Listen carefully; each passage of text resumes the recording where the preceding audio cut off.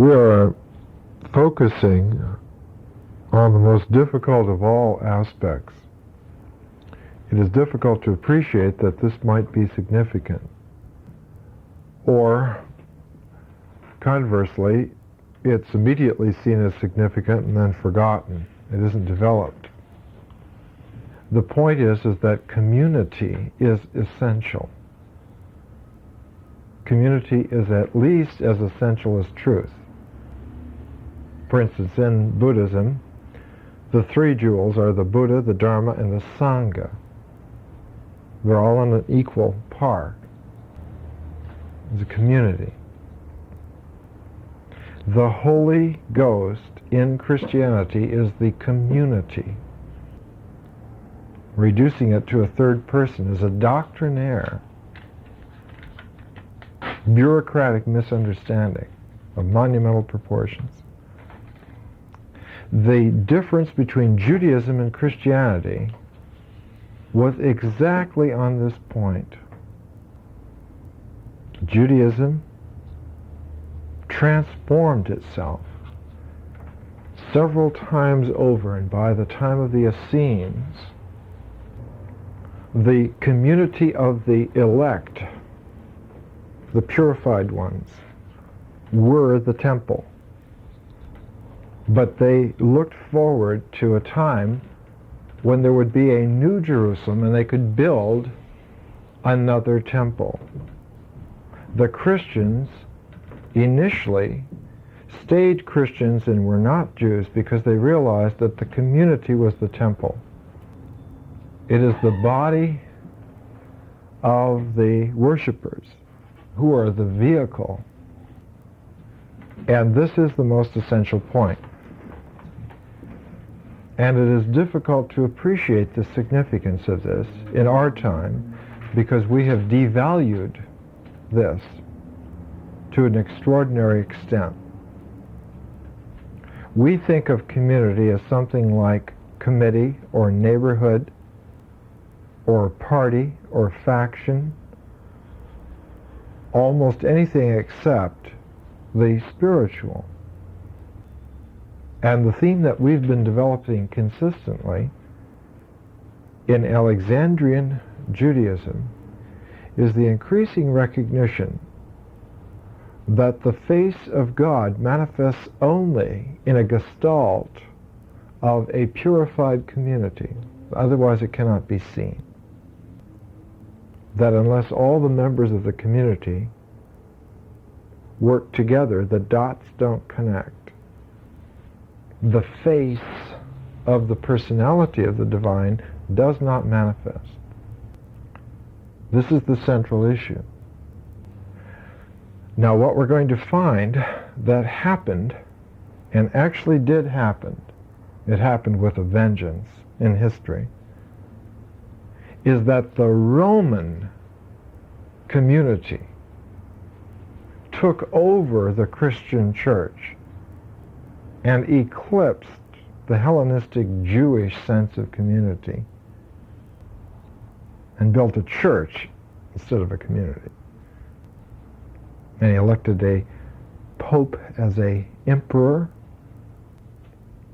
and this plagues the situation until the common problems become prolific in our time.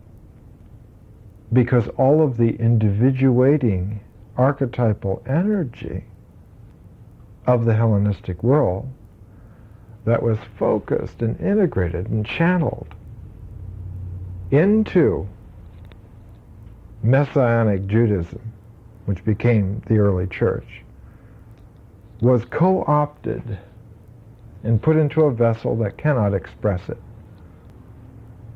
And time again, it has come to the attention of people in the Western world that what's wrong with Christianity is Christianity.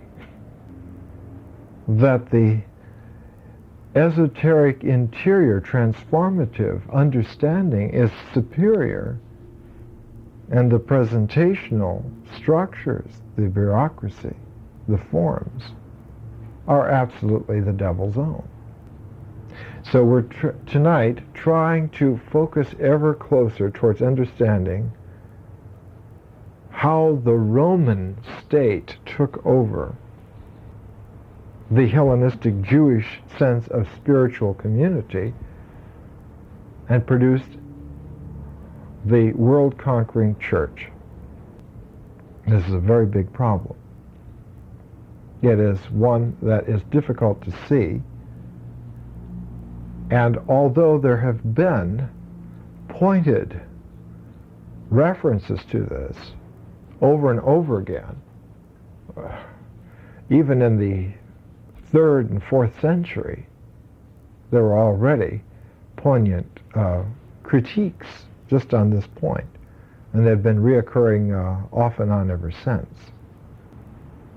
It is difficult for us to understand because we cannot delegate a sense of belief that this is a significant issue.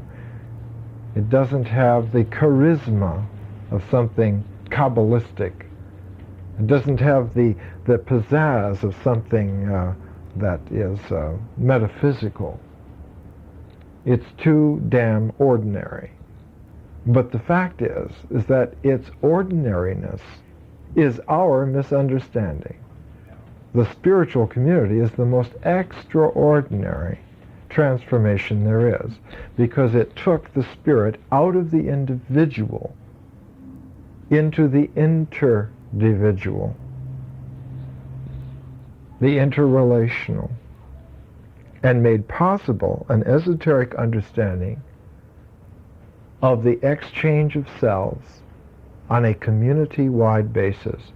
And because this exchange of selves, this kind of a spiritual total communion, was so close to the ecstasy experienced in sexuality, all of the strictures that the documents of late Hellenistic Judaism have on sexuality are not from the standpoint of prudery, but from the necessary standpoint that you have to be able to make a differentiation.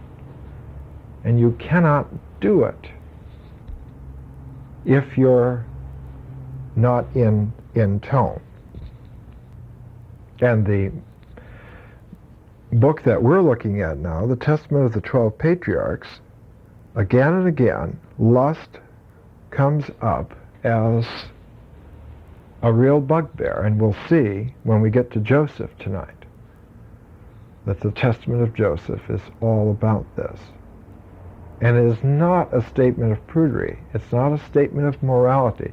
It is a statement of structural necessity, because you cannot differentiate on these high transcendental levels without a kind of a purity.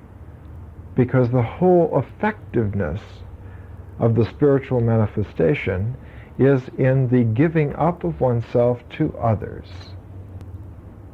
And we'll see that Christianity comes into focus with Jesus because he offers himself as that other. If you can't find anyone to have communion with on this great level, here at least is one other beside yourself. And that the church exists, literally, wherever one or two are gathered together in my name. There is the community. There is the face of the Holy Spirit. There is the New Jerusalem. Now all of this becomes more and more poignant as the 20th century goes on, because we have evidently gotten ourselves into a situation where we are going to be swamped with data. We're going to be cudgeled with information that is relevant to exactly this point. This book is published just this last week. It's called The Temple Scroll, The Hidden Law of the Dead Sea Sect by Yigal Yadin, who was very high up in the Israeli government and died of a heart attack last year just as he finished this book. He was also Israel's greatest archaeologist. And he devoted his entire life to the Dead Sea Scrolls, especially to the scroll called The War of the Sons of Light Against the Sons of Darkness, which Oxford University Press published in 1962. But the Temple Scroll is about an even more powerful scroll, because in examining the Temple Scroll, it is evident that the Essene community expected a physical New Jerusalem, and they thought that the community holding the temple in themselves was a short-term responsibility, that they only had to do this through some crucial series of a generation or two, or three at the most.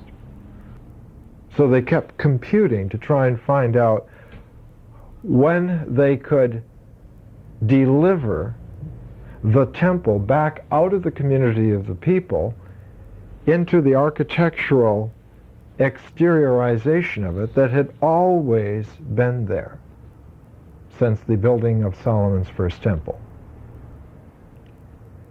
As time wore on and the situation matured, it began to occur to a few people that this may not be the pattern, that the transformation that has happened, the community carrying the temple instead of it being an architectural expression, might be a permanent change. This might have been the transformation. If so, the last documents that the Jewish tradition had before there was a temple were the Psalms of David. And this is why the Psalms of David assumed an overwhelming importance. And because of the Babylonian captivity, that time period also assumed a tremendous importance. And the figure of Daniel becomes prototypical, archetypal, because he is the first to be able to hold Judaism together in exile because of a visionary capacity. So that Daniel becomes the first of the new Jewish transcendentalists. But the book of Daniel, as we have discovered, was not written until about 146 BC, 500 years after the events occurred. Because 500 years after those events occurred, for a single individual, it was now a poignant restatement, enlarged for the community as a whole. And we have seen that the book of Daniel actually occurs right in the dead center of the development of the Enochian literature. The Enochian literature starting about 180 BC and running to about 100. And the book of Daniel is right in the center of it. It is the fulcrum. The vision of the book of Daniel is the fulcrum upon which the Enochian literature laid out the prototype in visionary terms, in feeling-toned modes, set the complex, the feeling-tone complex up so that it was sketched in, and the testaments of the 12 patriarchs collected that sketch into its first full shape.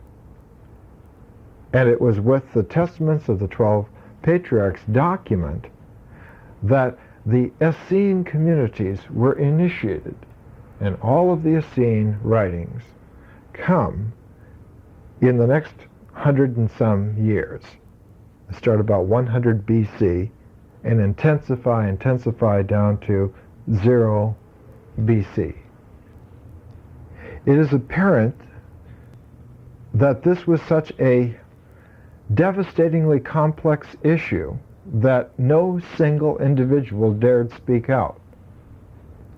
because it was not incumbent upon an individual to understand, it was incumbent upon the community to understand. So that instead of there being a leader like David, or a visionary like Daniel, the leader had to be a teacher, the teacher of righteousness, who taught the community, who brought the community, matured them together as a community.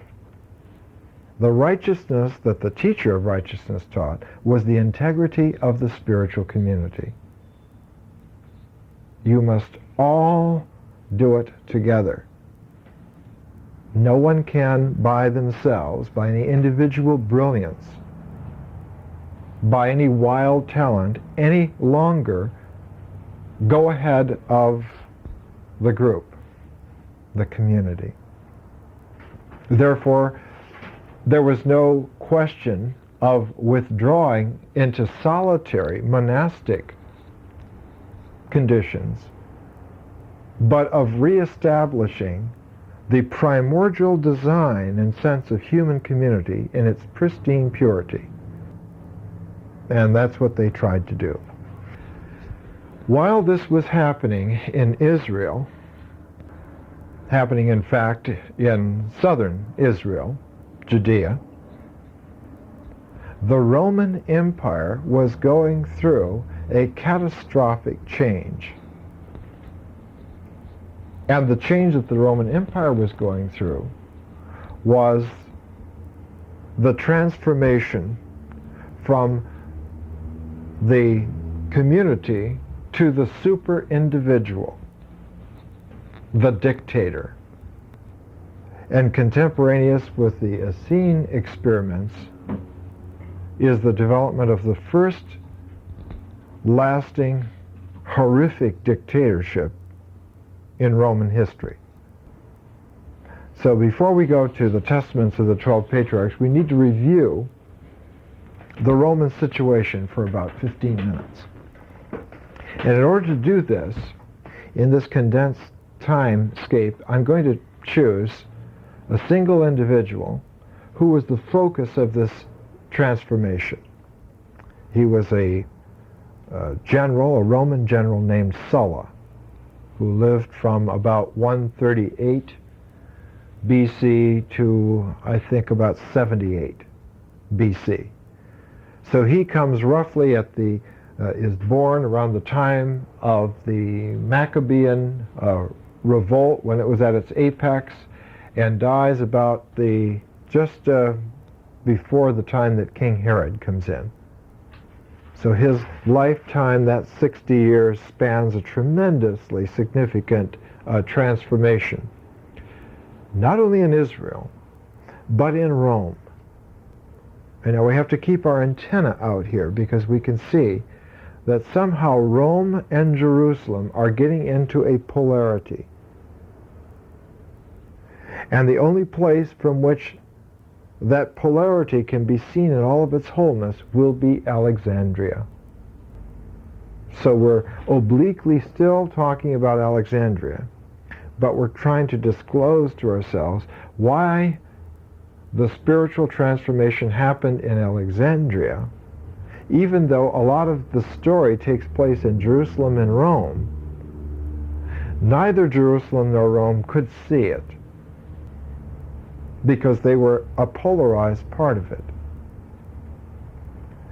And it might have been seen in the old cultural center, spiritual cultural center of Greece, Athens, except for the fact that Sulla leveled Athens. Oh, he left the Acropolis, all right. But you'll see how he completely decimated the city. He also decimated Rome. Sulla was a very peculiar individual. Physically, he was very peculiar. He had very light, white, milky skin with red splotches all over it. He had a kind of personality where he loved to chat with actors and prostitutes and street characters, and at the same time he was intellectually very astute. He was from a patrician family, but they were very poor. Apocryphal story about him is he was putting a wealthy slave, ex-slave, to death, and the ex-slave said, "But you used to live in the same apartment with me." So Sulla had very peculiar origins. He was always attractive to the ladies for some odd reason, because he was an oddball. He was extremely generous, and yet he was uncannily ruthless. Just the sort of individual. Our best source for the life of Sulla is from Plutarch. This is the Penguin Classics translation, Fall of the Roman Republic. And Sulla's right at the beginning of the fall of the Roman Republic. He found himself in several military campaigns in Numidia, province of northern Africa, and he arranged for the surrender of the grandson of Massinissa, who had been the great confrere of Scipio Africanus. And his grandson had promoted revolution quite effectively, and Sulla was the one who arranged for the surrender and had a statue and a medallion struck showing Sulla receiving the surrender and the tribute. And this immediately made him very popular in Rome. Even more popular than the consul named Marius, who was forever associated with Sulla. And Marius was quite jealous of his young aide-de-camp, who was stealing all the thunder. And so Marius took a great disliking to Sulla, and as we'll see, it's the personal dislike between these two men that is the petty origin, the kicker as it is, on the first wave of the great civil wars of Rome. Sulla eventually consulted Etruscan soothsayers and mystics about himself, and Plutarch has this to say. He found himself opposed by Marius, who, under the influence of those never-aging passions, love of distinction and mania for fame, had set his heart on foreign war across the sea, in spite of the fact that he had now grown unwieldy in body and had only recently retired from military service on account of his age. While Sulla set out for his camp to attend various matters, which still required his attention, Marius stayed at home and busied himself with contriving that terrible outbreak of civil violence which did more damage to Rome than all her other wars put together. There were many supernatural warnings of what was to come. Fire broke out of its own accord from under the staves of the inn signs, and was only got under control with great difficulty. 3 ravens brought their young out into the road, and after eating most of them, carried back the remains to their nest. Mice gnawed at some consecrated gold in the temple, and when a keeper had caught one of them, a female, in a trap, she gave birth in the trap itself to 5 young, and ate up 3 of them. But the most striking phenomenon of all was when the sound of a trumpet rung out from a perfectly clear and cloudless sky, with a shrill, prolonged, and dismal note so loud that people were driven half crazy with terror. This is in Rome. The Etruscan wise men declared that this portent foretold a change over into a new age and a total revolution of the world. According to them, there are 8 ages in all. In each age, the lives and manners of men are different, and God has established for each age a definite span of time which is determined by the circuit of the great year. We've talked about the Platonic great year, about 2160 years. It's a great cycle revolution. So the change of the great year, according to the Etruscan soothsayers who are at the mystic core of the Roman communitas, is beginning to sound itself now around 90 BC. Whenever this circuit comes to an end, writes Plutarch, whenever this circuit comes to an end and another begins, some marvelous sign appears either on earth or in the heavens, so that it becomes at once clear to those who have made a thorough study of the subject that men of a different character and way of life have now come into the world, and the gods will be either more or less concerned with this new race than they were with their predecessors. So the emphasis here, Plutarch is saying, and he's writing this about 120 AD, that when the new age changes, there are contending types of people, different types of character, and the divine concern, the divine energy, goes to the new type of character. It's not that the old people were bad, it's that that age has ended. That flower has bloomed and is now wilting. They do the best they can, but they don't have the vision. They don't have the insight working. They're not energized. Notice that the emphasis in Plutarch, who understood these things, he was an initiated high priest of the mysteries, besides being the most educated man of his day. The key to this is the character, not the consciousness, but the character of men. And character is formed in the community. Character is a sociological expression. It's not raising consciousness that's the key. It's acquiring the character of the new age. That's the key. Sulla will be the last of the old age, misunderstanding the new age in Roman terms. He's a direct prototype for all the Roman strongmen who will come after him. Two of his generals were Crassus and Pompey, who learned from the hands of the master, who formed with Julius Caesar the first triumvirate, who set in motion the whole pattern. And all of this will come to a head in Alexandria in 30 BC.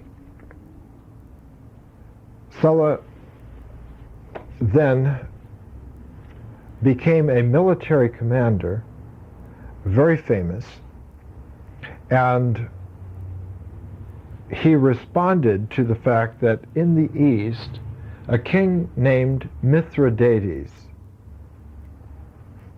who was of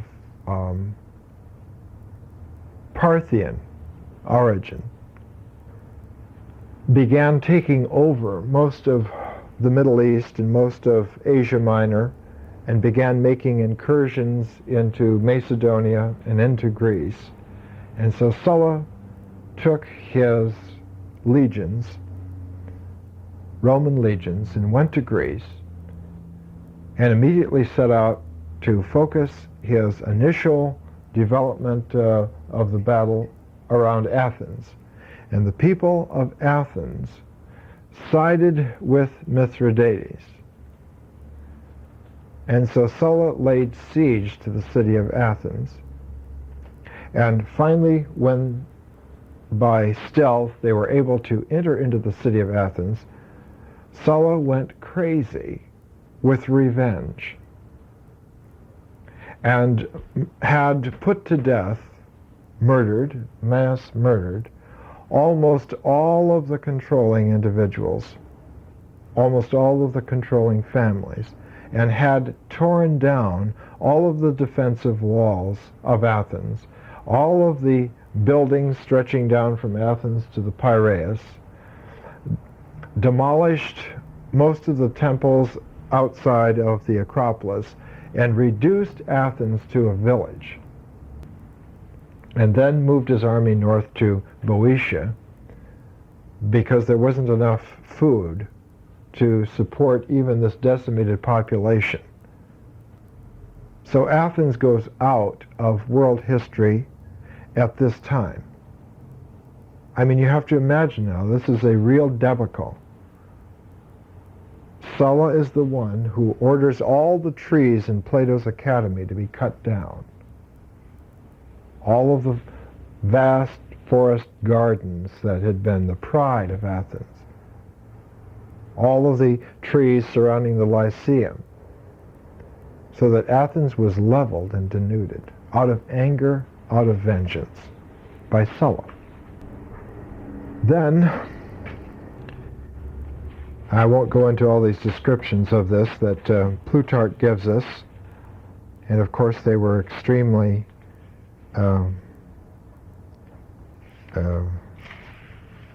terrifying to the known world at that time.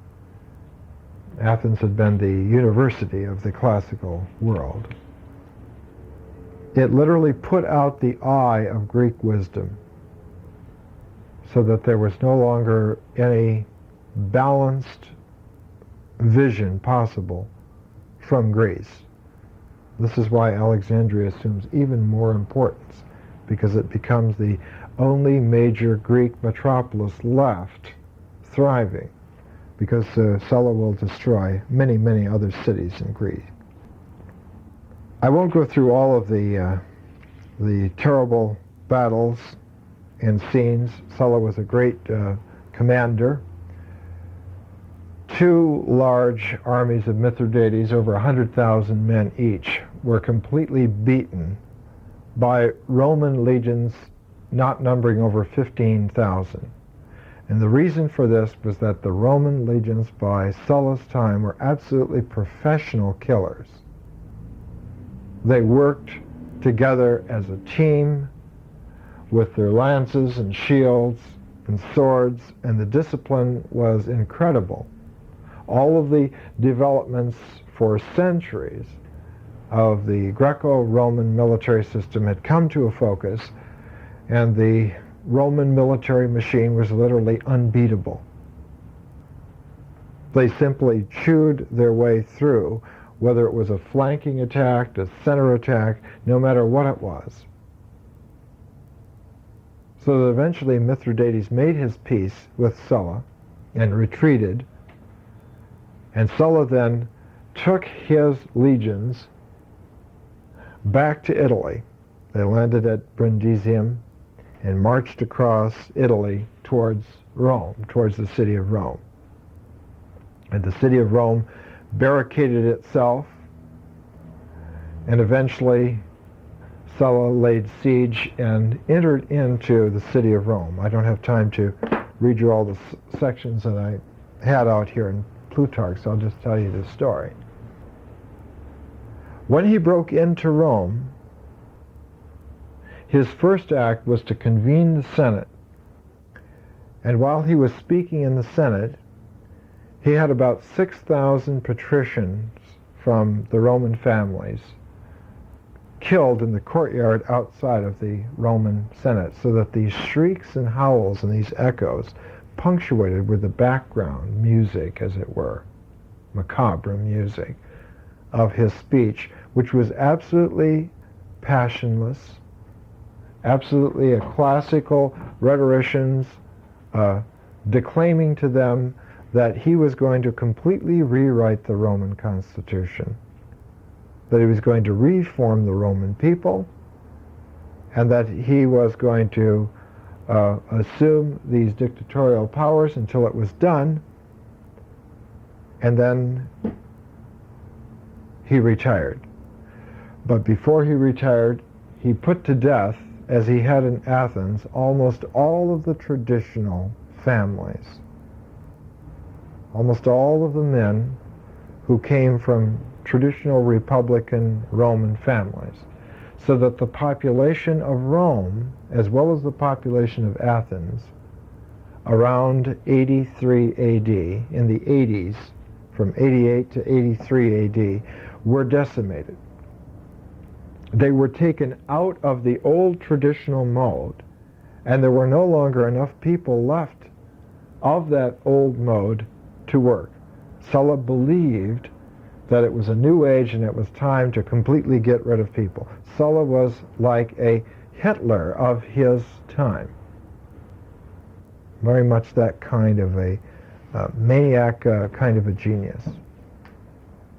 There is no counting the number of dead in the city of Rome from that debacle. It went on week after week after week until even the supporters of Sulla became tired of the killing and asked him when he was going to stop.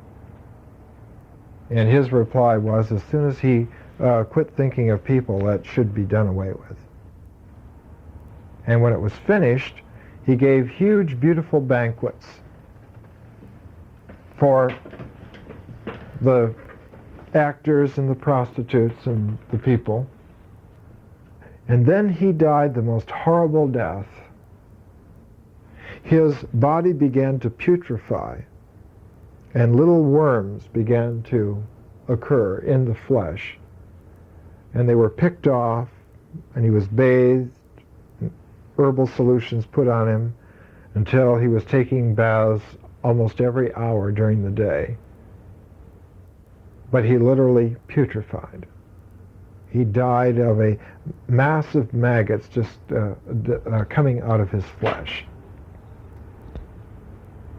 He died in 78 AD. You mean BC or? BC. These events were catastrophic. The imagery of these events happening as they did in quick sequence destroyed the viability of the old Republican character of Rome. It had been shook by the terrible savagery of the Third Punic War, when they had completely decimated Carthage and leveled it. But now, Athens, which was the cultural origin of the intellectual underpinnings of the Roman Republic, and the city of Rome itself, which was the expression of the Roman Republic, were also decimated. Do you notice that the pattern is that once an evil's been perpetrated out there, it almost glacially like comes home? It's a very peculiar pattern. It's one of the patterns of history, and it's one thing this country has to pay attention to. Whatever is perpetrated outside comes home to roost. It comes home to roost in the character of the individuals who inherit that situation, that tradition. So that the problem area is in the human character. It's the development of human character, which is where the physician of the soul needs to look, not in consciousness. We purposely misunderstand that in our time. Purposely misunderstand it. We think expanding consciousness is the way to realization. But consciousness is never other than what it is. It is more or less covered, more or less open. But it does not change. It's like the sun shining. It always is what it is. But character vacillates. Character is capable of clouding over, like a cataract. While this is happening, the Essene communities are excerpting themselves from the Jewish tradition more and more, because the Jewish tradition more and more is becoming a province of the Roman Empire, which has just undergone this whole transformation. So the Essene communities are interested in purifying themselves, not just from the Jewish tradition, but from the Roman-swallowed Jewish tradition, which has now become a horrific nightmare for them. The Testaments of the 12 Patriarchs, then, comes right at the watershed, where the Essene communities are just beginning to have their viability, because the old traditional wisdom literature of Judaism is coming together and expressing itself in the best mandala you could have, the Testaments of the 12 Patriarchs. As we have seen last week, the first of the 6 patriarchs, there are 12 altogether, deal with various virtues and vices. And when we start tonight, we start with Dan, who's the 7th son. And Dan, the testament of Dan, concerns anger and lying. And it begins something like this. The copy of the words of Dan, which he spake to his sons in his last days, in the 125th year of his life. Now, Dan is the son of Jacob. When did Jacob live? We lived long, hundreds and hundreds and hundreds of years before Moses, who lived more than 1,000 years before these events. So these testaments follow the pattern. They follow the pattern that the book of Enoch took, because Enoch had lived before the great flood days. And they follow the pattern of the book of Daniel, hearkening back. So it's a tradition of Jewish literature, not to put words into the mouths so much, but to say that the context is important. We have to understand the context, and the content in that context is where the significance is.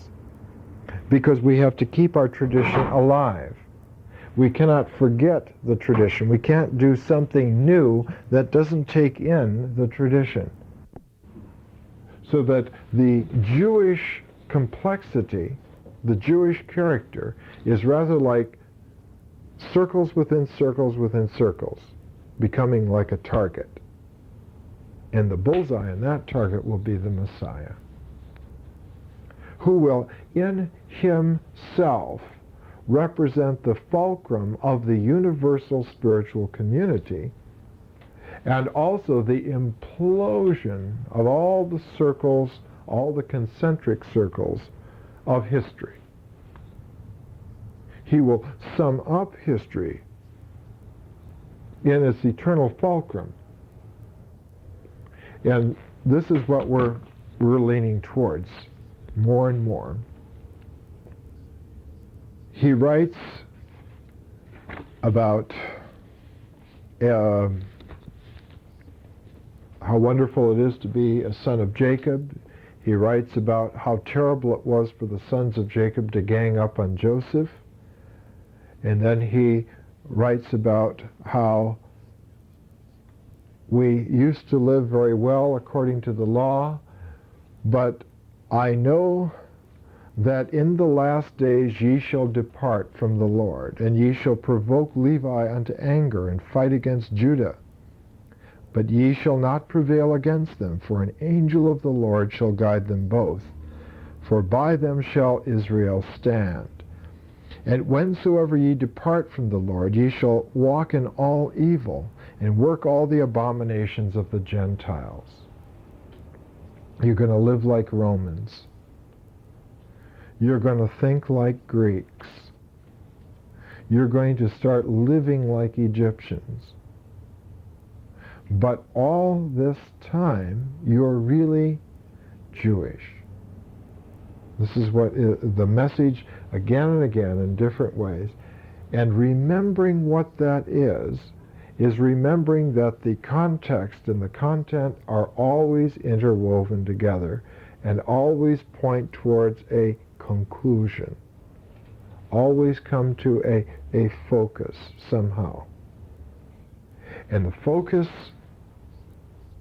is always the Lord.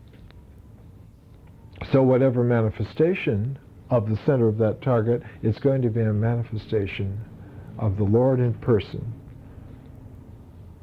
And as one gets closer and closer to that quality, as the testaments of the 12 patriarchs would say, the angels of the presence become more and more perceptible. They become less and less arcane experiences of a few, and more the everyday experience of the spiritual community. This is how they know that the time is ripening, because the community in its everydayness begins to sense it. Now, without the community, there would be no way to know. For there is no longer any particular individual who is gifted to see this. It is only the perception of spiritual form by the spiritual community that is viable as a visionary agency.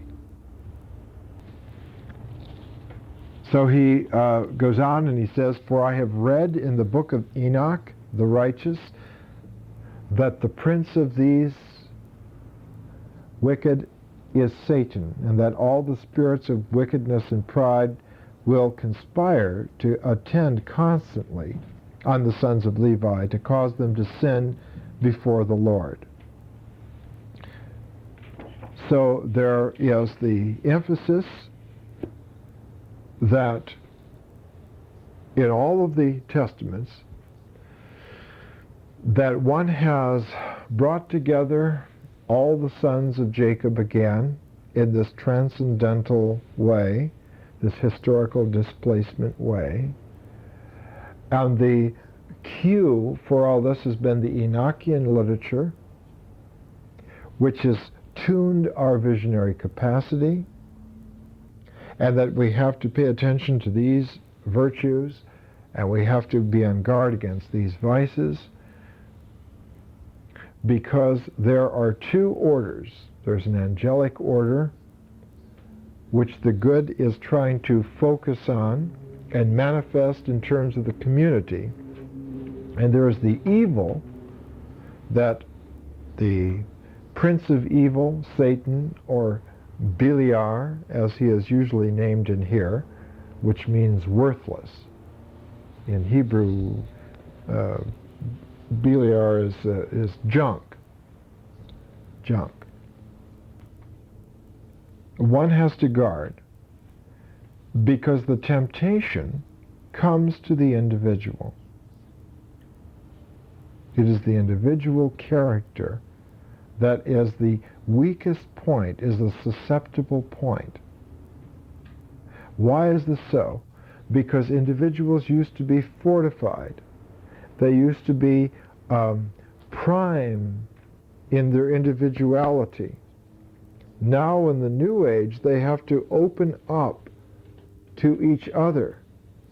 And it's that need to be open that gives Beliar the best opportunity, because he specializes in deceit. So we can no longer remain as individuals. We have to get together. It's in our getting together that we're most vulnerable, because we don't have the individual virtues of judgment and excellence and balance. We're going to make more and more mistakes as we more and more give ourselves up to the community, so that the possibilities of going astray are climbing all the time, that the new transformation is coming in. And so Beliar is loving this. He's having a heyday. Okay. It ends then with Dan saying that we have to not depart from righteousness, that this is the cue. We have to stay within this righteous matrix. We are safe as long as we're there. And so that the righteousness of the community is an amplified and somewhat transformed version of the righteousness of the individual. We can no longer stay in the righteousness of the individual. We have to leap, as it were, bridge ourselves over to the righteousness of the community. All of this is happening just at the time when the sense of community, in the largest sense, the Roman Empire, is coming into being. So that Caesar will be the perfect foil to the Christ. Be the perfect foil. The next testament is the testament of Naphtali. Naphtali was concerning natural goodness. And I won't go too much into it, except that here we find in Naphtali, for as a man's strength, so also is his work. As his eye, so also is his sleep. As his soul, so also is his word, either in the law of the Lord or in the law of Beliar. And there is a division between light and darkness. There's a division between seeing and hearing. So also there is a division between man and man, and between woman and woman. And it is not to be said that the one is like the other, either in face or in mind. For God made all things good in their order. He joined everything together for a specific purpose in its order, but the order is to work together, to come together. The emphasis is on the articulation of individuality so that the community has fullness. And it has to have all this articulation so that the fullness is wholesome. The community represents then a perfected being. If thou bid the eye to hear it, it cannot. So neither while ye are in darkness can you do the works of light. Naphtali is like this. And so he says, be ye therefore not eager to corrupt your doings through covetousness, or with vain words to beguile your souls.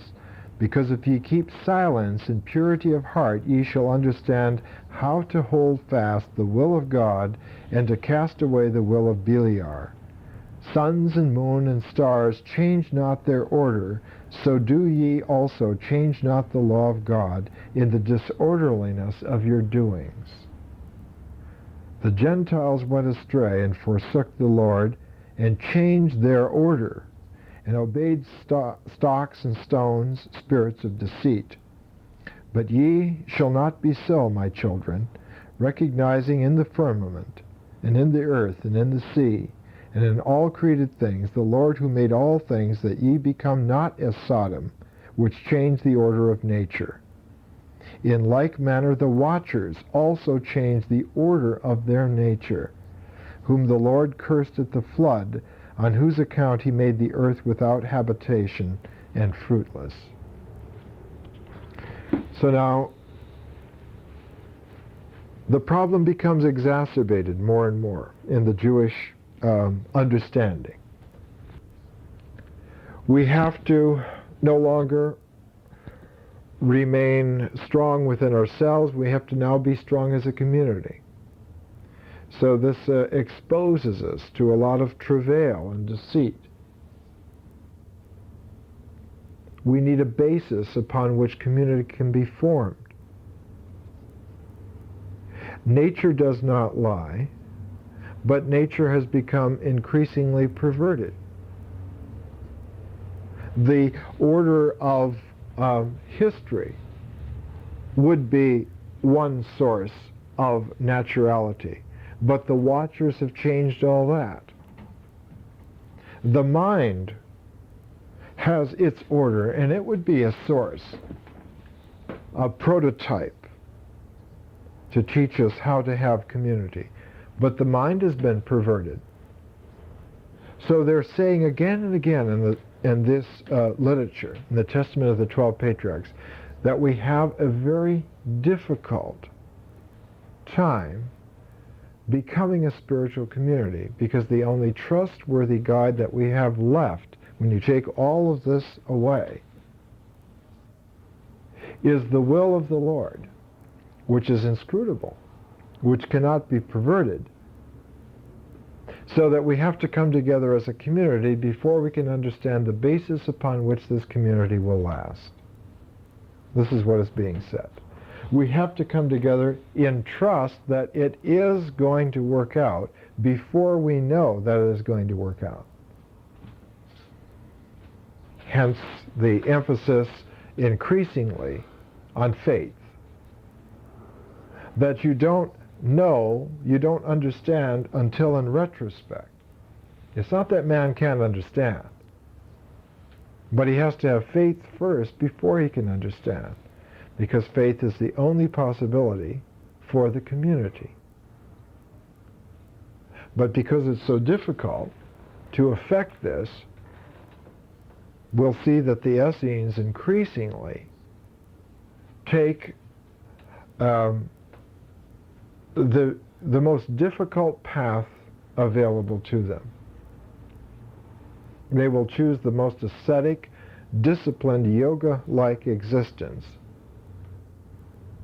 And this will become quite a prototype in the classical world. The next testament, the 9th, is of Gad, and it's a testament concerning hatred. I won't go into that. Again, the typical order, hearkening back to Jacob and his sons, and then saying, but we know from the book of Enoch that you're going to go astray, and we know that these hard times are coming, and therefore you have to pay attention to this particular aspect. So, obey your fathers, bury me near my fathers. He drew up his feet and fell asleep in peace. And after 5 years they carried him up to Hebron and laid him with his fathers. They're all being laid together at Mount Hebron. Mount Hebron is the place where Jesus has his first transfiguration. Mount Hebron is the place where the Watchers came down, the angelic angels who fell in love with the daughters of men and coveted them. That's where they came down. So the top of Hebron becomes the focal place, the point. It's far in the north. It's even beyond Galilee. The 10th testament is of Asher, and Asher concerns the two faces of vice and virtue. And the testament of Asher goes constantly into this doubling aspect. One has to watch out for this doubling aspect. We would say psychologically that the polarity is a sign that the complex is working on you. When you notice the polarities more and more, it's a sign that the complex is fermenting in you. And one then increasingly is tempted to find false wisdom in limbo, in doing nothing, because one can see equally that each issue divides itself.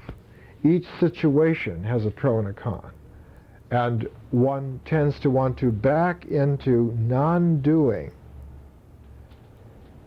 And what Judaism says again and again, that only by good works does this new community actually get affected, actually happen. That non-doing is the very source then of deceit and evil. The 11th son is Joseph, and Joseph is ostensibly about sobriety, as they say, but what he is about is not so much sobriety, but what the Greeks called sophrosne, which was an evenness of mind. It was said that Sophocles displayed the most of sophrosne.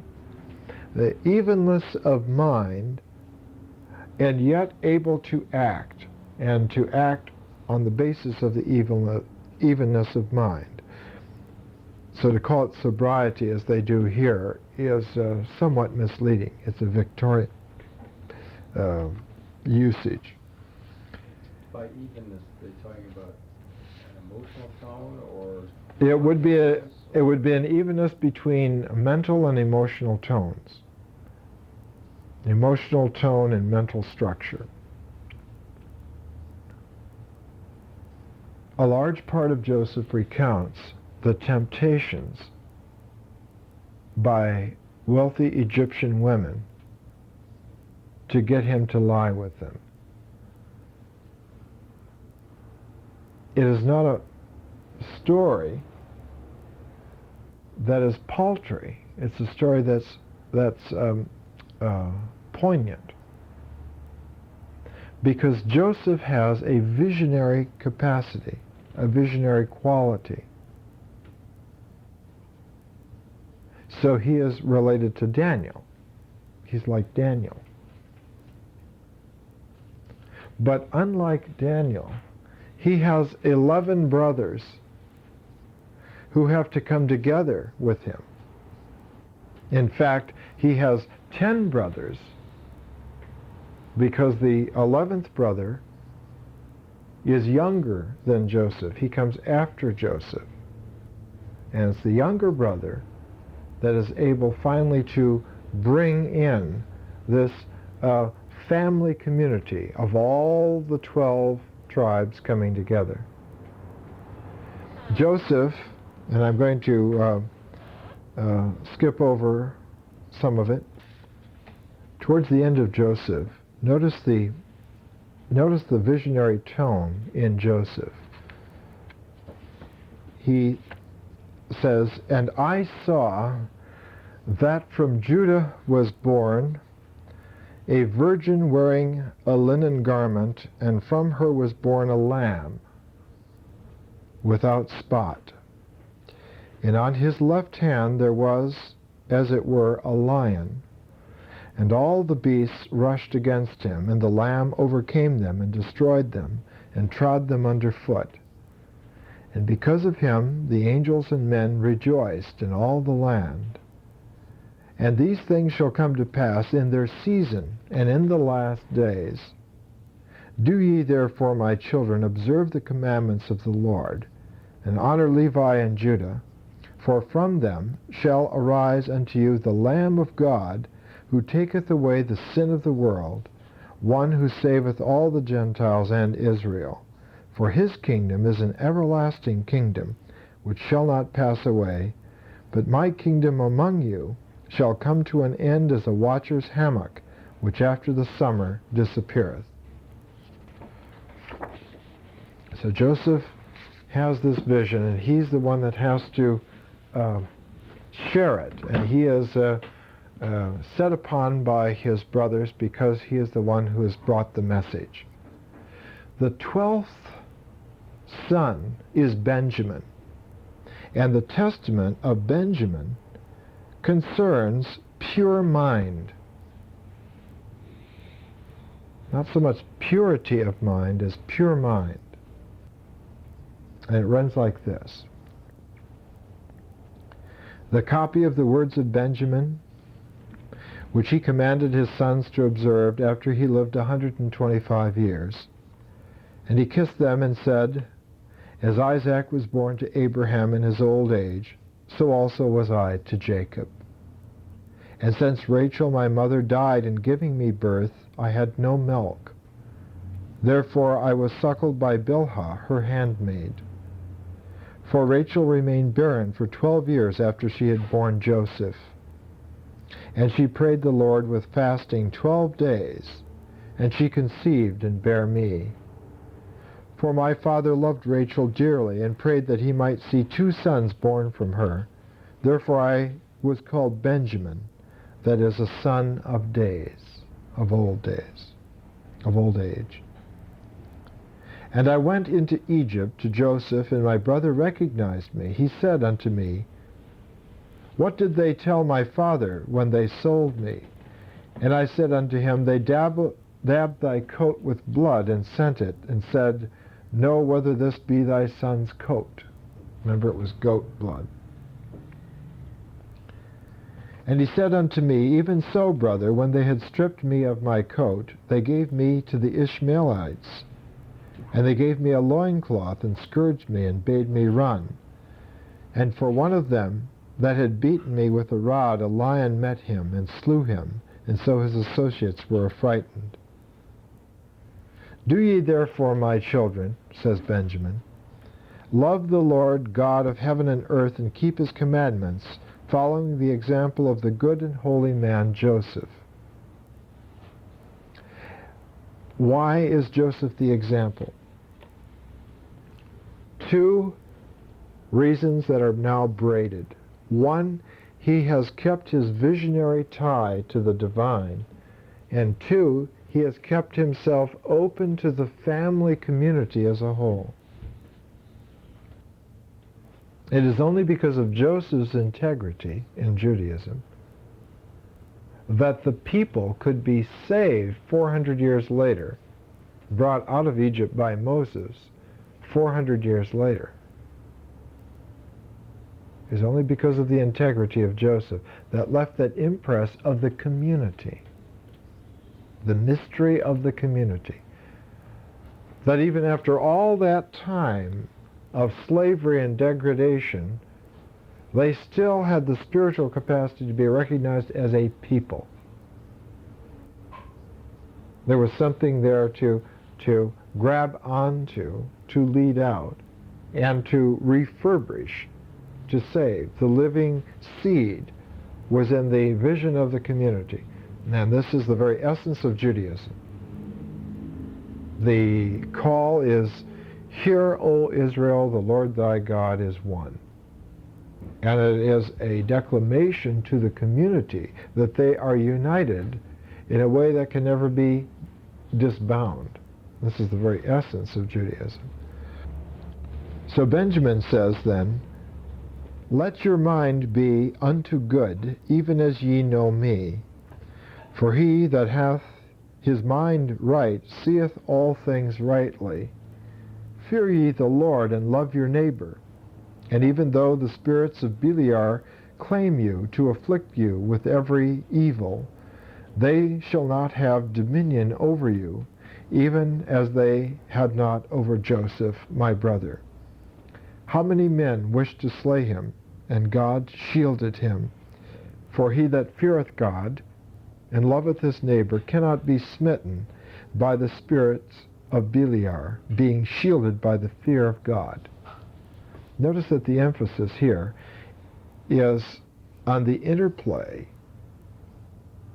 For he that feareth God and loveth his neighbor.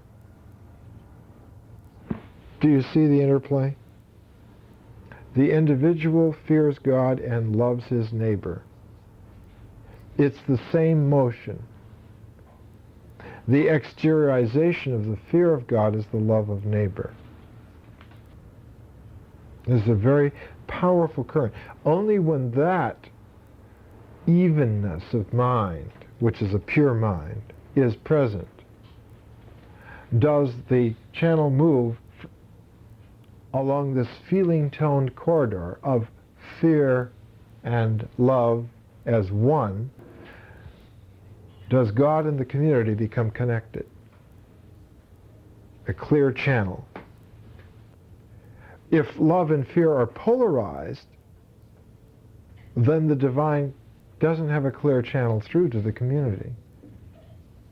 And man is the only being who can balance out that love and fear so that they are the same feeling And that feeling is the structure of the pure mind, that character. Thus, the community receives that character from its population, and there manifests the face of the divine. This is roughly the way that they would have said it about, I imagine about 50 BC. If you wish to read the document that we started off with about 4 months back, the Wisdom of Solomon, the book of the Wisdom of Solomon, you'll find there this description of Sophia, of wisdom, and it's the perfect expression of the manifestation of the loved one. Sophia is the loved one. She is the mother of the community. She is the divine in its incarnated capacity. What she would give birth to, that is the new man. Well, I think we have to stop there tonight. We finished with the Testament of the 12 Patriarchs. Next week, we're going to go to the Essenes. We're going to go to the Essene communities. And we're going to go to the Dead Sea Scrolls. And you have to be aware now that the Dead Sea Scrolls are the Jewish side of a parallel happening that in the 80s will manifest itself in the Nag Hammadi Gnostic material. The Dead Sea Scrolls are the BC and the Nag Hammadi are the AD. The one is the Jewish, the other is the Christian Gnostic. They're both essentially Jewish, except that in the AD there will be the primary difference that the sense, the shape of reality is now a transcendental, invisible shape and has no longer a necessary need to be put into stone and brick and mortar. This would be the primary difference. Well, let's stop there. Thanks for bearing with this most difficult thing.